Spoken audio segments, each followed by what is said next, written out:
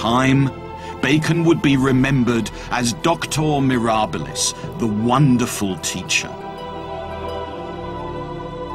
But it would be religious scholars like Bacon that would plunge the church into a crisis of its own making.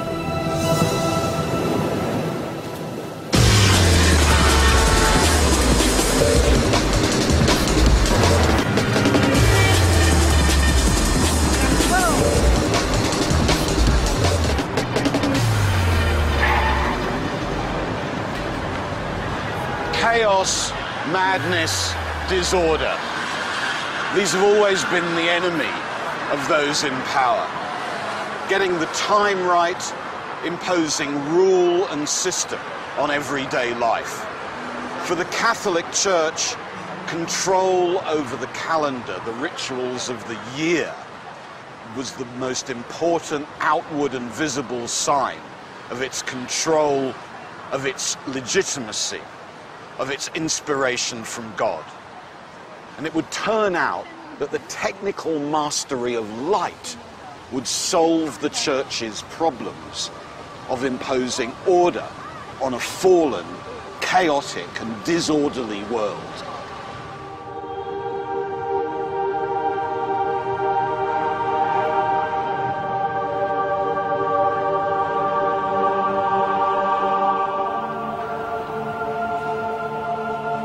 The Catholic Church was in crisis.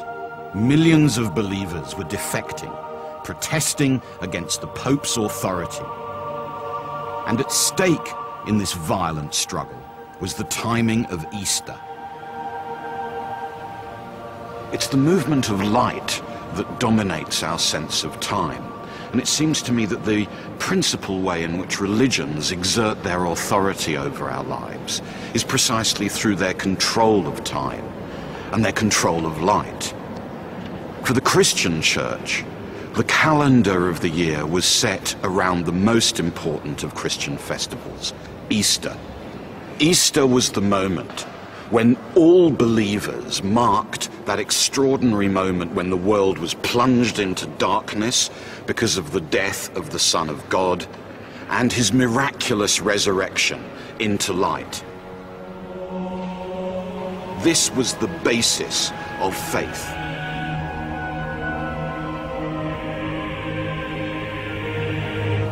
Now, Easter's date had been set by the Church as happening on the first Sunday after the first full moon of the spring. Not being able to predict when Easter fell brought chaos to the Catholic Church. Without a precise system for calculating future spring equinoxes, Easter was celebrated weeks late. This inability to say exactly when Easter fell was becoming visible evidence of the Church's weakness.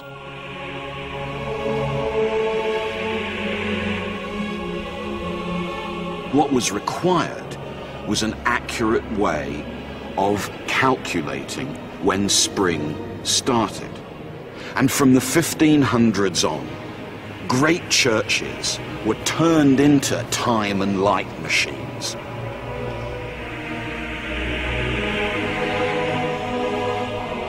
Here's how you can turn a church into a solar clock. The idea is that you drill a hole high in the wall of the church. You see how the hole is surrounded by an image of the sun and the crown of the Pope himself. That hole will let through sunlight when the sun is passing overhead at noon.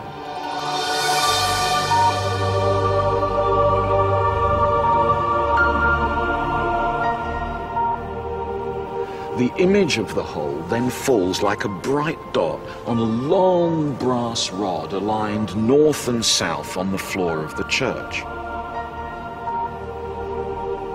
Here's the clever bit. Now, at noon in winter, the sun is still pretty low, so the image of the sun will fall far to the northern end of the rod. And during the course of the year, that spot will move inexorably towards us, towards the south, until we get to high summer, and then back again, through the autumn, back towards the northern end of our line.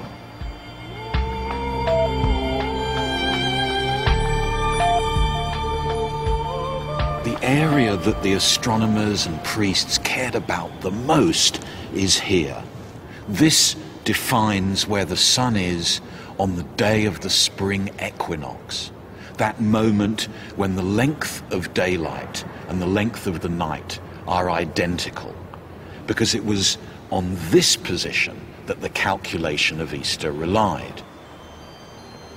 This position defines the moment of equinox, the limit of Easter, terminus paschae.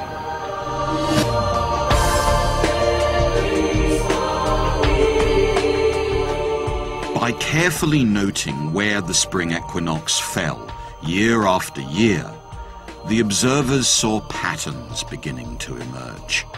And from these patterns, they could extrapolate with incredible accuracy when future equinoxes would occur for centuries ahead. For the Church, order and its own authority appeared to be restored, but not for long.